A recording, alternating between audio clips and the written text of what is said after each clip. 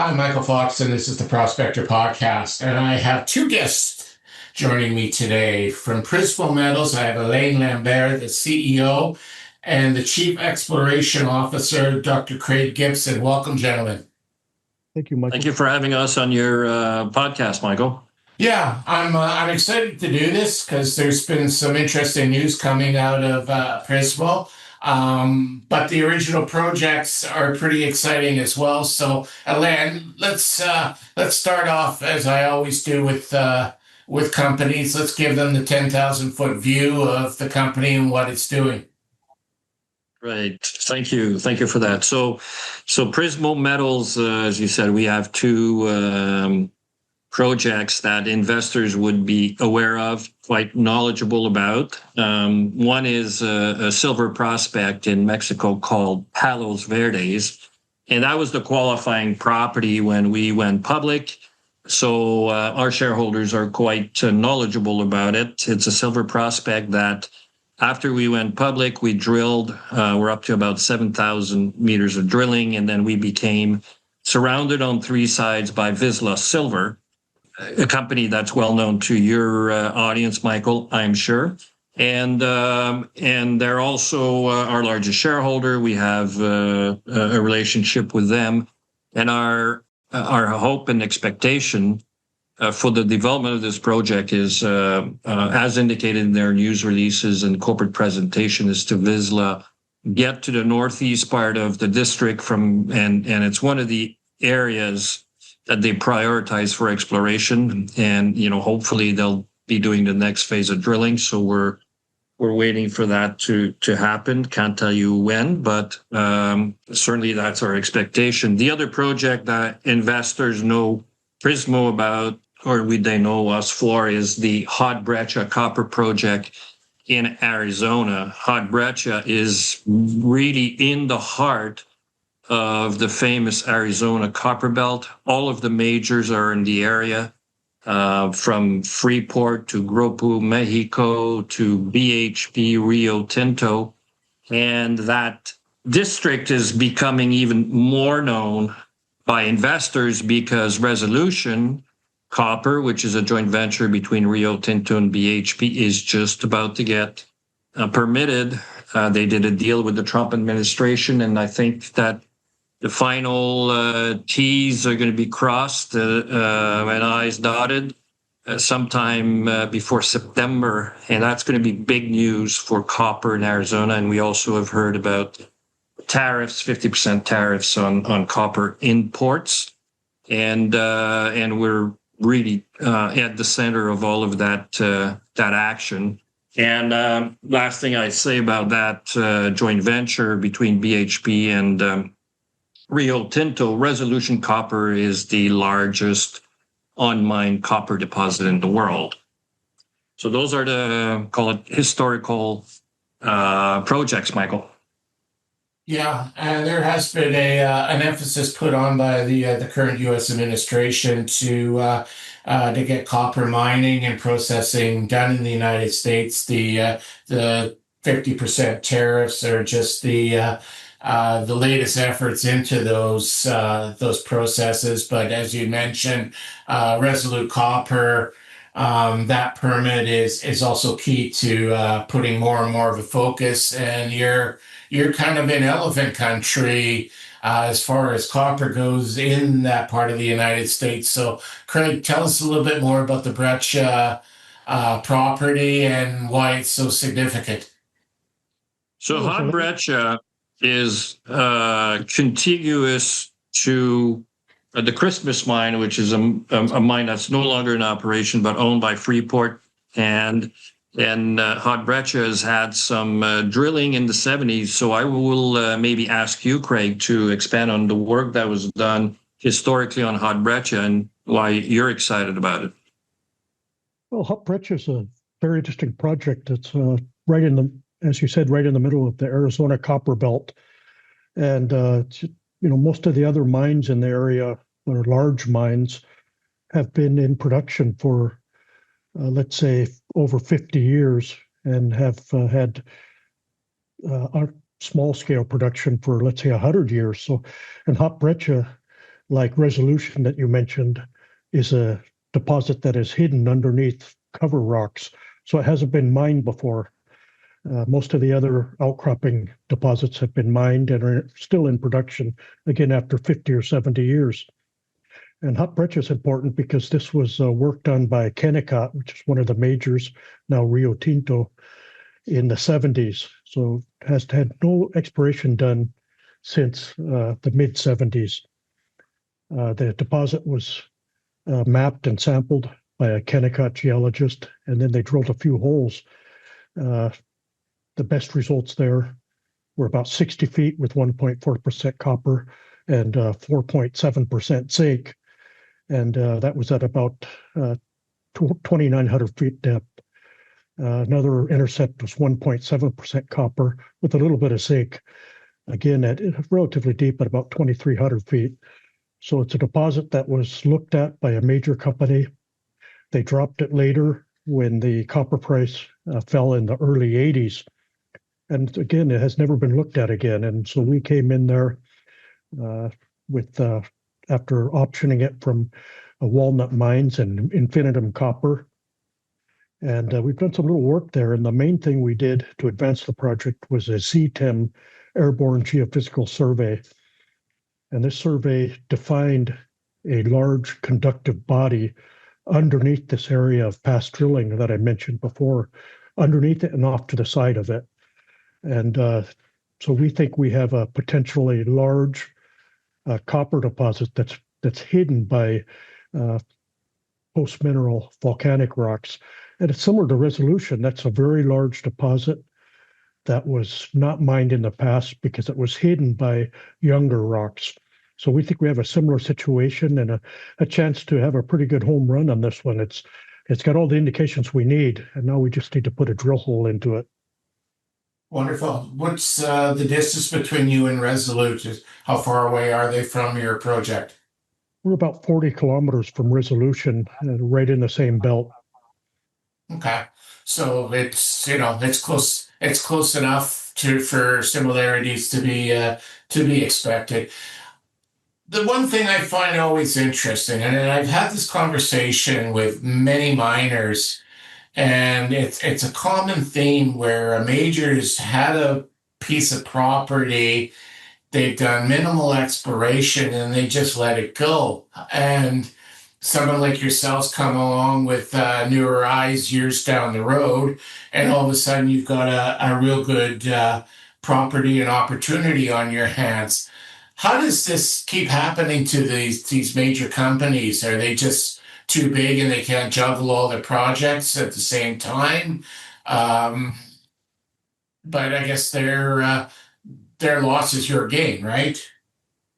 Yeah, it's pretty common in the industry, and like you said, and basically majors put a lot of money into exploration as their company when metal prices are high, and they tend to cut back on exploration and focus more on production and exploration around their existing mines when metals prices are low. So that's why you get that boom and bust in terms of their exploration work. And of course, the juniors tend to come in between those times when the prices are either low or on the rise, and we can move much faster than a major company, make decisions faster and get into these districts. So I think that's one of the main reasons this happens. And you're right, it's a very positive feature for junior exploration companies.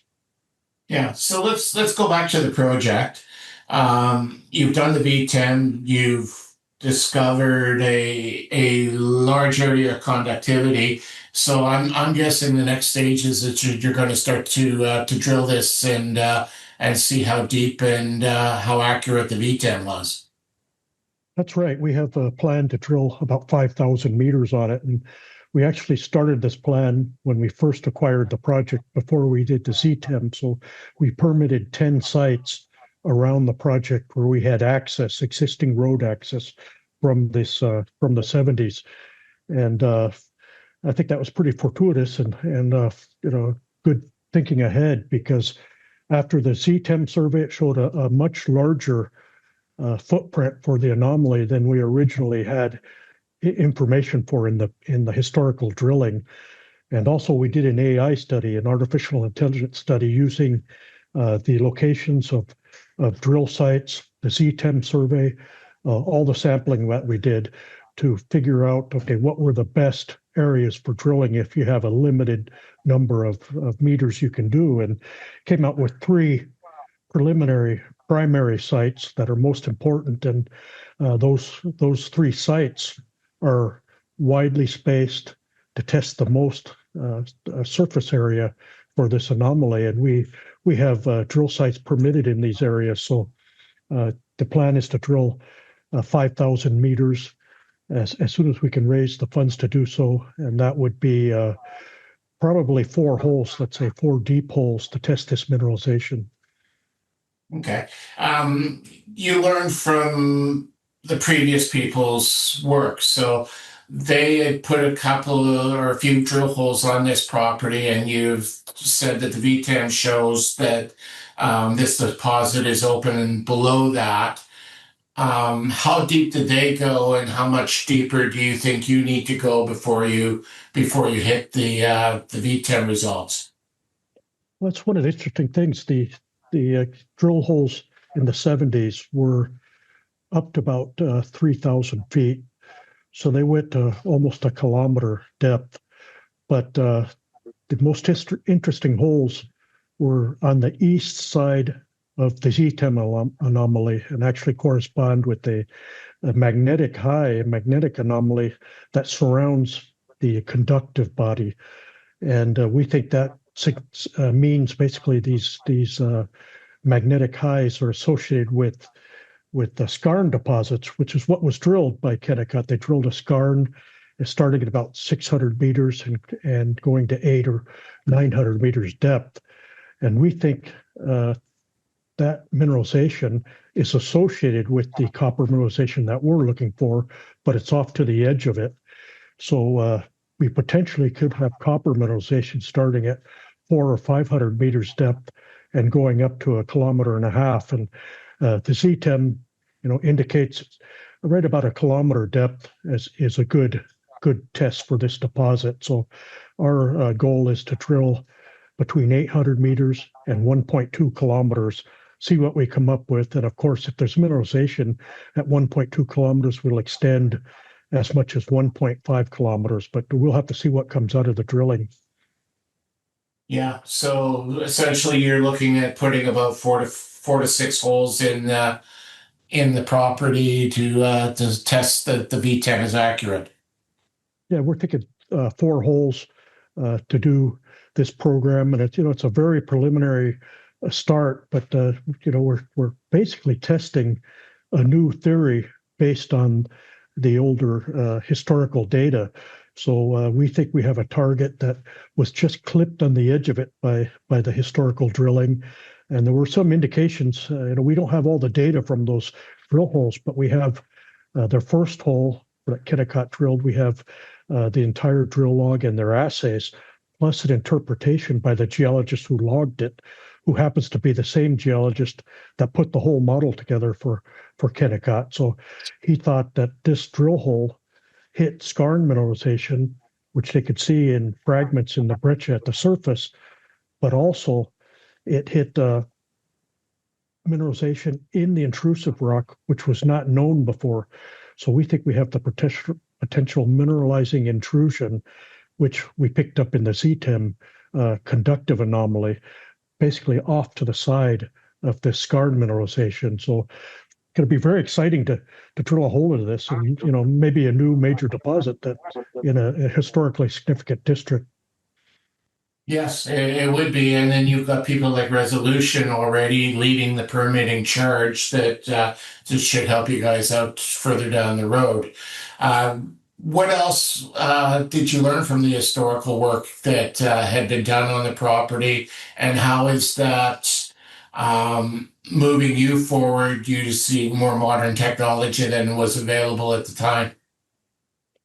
Well, it's interesting, that the project was explored by a major, but again, 50 years ago. So the technology has changed. We basically got on the ground there. did a lot of the same things they did at the start. We looked at the surface exposures, found these breccias with fragments of mineralization, and then used their historical drilling to our advantage also. But the main thing we did was the Z-Temp survey. That was technology that was not available back then, that you couldn't look quite that deep. You could see surface and mineralization to 500 meters using the methods they had, but now we can look deeper than that and focus on magnetic response and also electrical responses at depth. And I think that was the main feature, along with the artificial intelligence study, that it allowed us to pick certain areas as a higher priority in the first pass drilling, because we do have a limited budget and we can only drill a few holes, and we want to make those the best ones possible for this situation. Yeah, it's amazing what modern technology does to hide nature's hidden treasures, isn't it? Yeah, and in the end, it comes to boots on the ground for the basic model and everything, and models that have been developed over 100 years for these types of mineralized deposits. So we're using modern technology to extend these models into our situation. And again, we have a model that is very similar to resolution. We can only hope we have something like that hidden down there, but that's our goal, is to test that. Yeah, well, that's what the drill bit is all about. So while you've been focusing on this particular property in Arizona, opportunities come knocking at your guys' door. You've been able to go a little bit further up the road and acquire some new property that also looks pretty exciting. Alain, what can you tell us about the new acquisitions? So last week we announced that we had optioned 2 historic silver mines in Arizona, so very close to where Hot Breccia is. One's called the Ripsey, and the other one, which is more developed, or was more developed at the time, is the Silver King mine. Silver King was in production in the late 1800s, early 1900s, produced 6 million ounces of silver, very, very rich silver, and Craig will touch on these grades. There's also reports that talk about antimony. There is minerals there that are favorable to antimony, and again, Craig will give more insight. One thing that's really that caught my eye when I was there in April visiting the project, and Craig's been to the project a few times before that, was its location. It's outside the town of Superior in Arizona. Superior is 55 minutes due east of Phoenix International Airport. And it's also outside the town of Superior that the main shaft of the Resolution copper deposit is. So we're 3K from Resolution. We're completely surrounded by Resolution, and we really lucked out in being able to option that property that's been in a rancher's family, local family, since the 1990s. Very little work has been done, so historic, high grade, with little exploration, surrounded by Resolution copper, and just outside the town of Superior.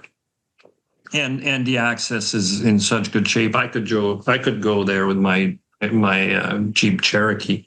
So incredible infrastructure.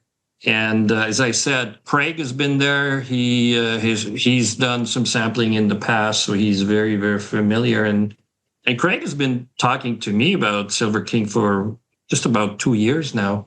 And when he first brought it up, we were also talking about Hot Breccia. We decided to focus on Hot Breccia, and then this project came available again, so we jumped on it. But yeah, Craig, you might want to say what makes you excited about it. We recently had a discussion and with some investors, and I noticed quite a bit of excitement in your tone that day, Craig. That's kind of rare for me, actually. But like you said, it's a fabulous opportunity, and that's something I've looked at over a few years. Like you said, several times, and we kept looking at it, and it finally it became possible to make a deal on these. Like you said, a ranching family has had both properties for the last 25 years or so. Silver King was one of the most important mines in Arizona in the late 1800s. It was discovered in 1875, produced from the surface, very high grade. You're talking 2 to 3% silver, or 20,000 ounces per ton silver at the surface. And it was mined as a small open pit or a glory hole. They call these, to a depth of probably 30 meters, 100 feet or something like that, till it became dangerous to mine that way. And then they put a shaft in, and the shaft went down below this open pit. And the deposit is basically a pipe that's or a pipe form, a stockwork vein zone with very dense veining over about 20 to 40 meters in diameter. It dips or plunges very steeply at about 70 degrees from the surface exposure. So the shaft was put in to extend the mining underneath this pit, and they quickly found out that the mineralization starting at over, let's say, 250 feet down was easier to produce than the mineralization below the pit and from 100 to 200 feet down. So they started ramping up production, and it was the shaft was about 900 feet deep. So it's about 300 meters deep. And it was extensively produced, again, from, let's say, 300 feet to about 900 feet down. And we have information on the mining and everything that was done. And some very good reports were done in the 1920s. The mineralization was apparently mostly left in place in these upper levels. And part of the reason for that, as you alluded to, was we think was due to the antimony. There's a mineral in there that was not easy for them to process with the methods they had available at the turn of the century or before the turn of the century. So they left in place this mineralization. It's high grade, but it has a mineral called fibergite, which is a silver, copper, antimony sulfide, which was not as easy to produce by the methods in the 1800s as the minerals that were common deeper and in the surface oxidized portion of the deposit. So we think there's a significant high-grade mineralization in place still in the upper parts of this deposit.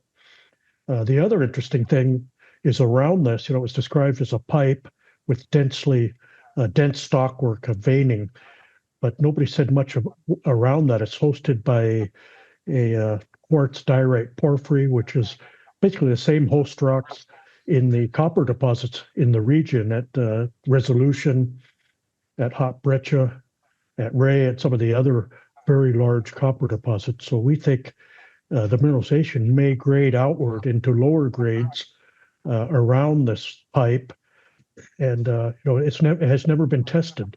No exploration's been done here, basically ever, other than mining, and definitely not in the last 100 years. So nothing's been done there to look for something modern.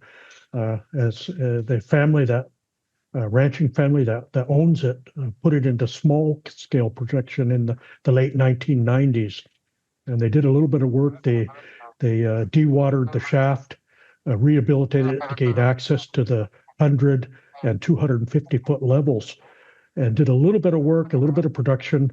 Not really significant, but they did take samples from some of these upper levels that had up to 400 and 600 ounces per ton silver. And we're used to hearing, 400 to 600 grams per ton silver.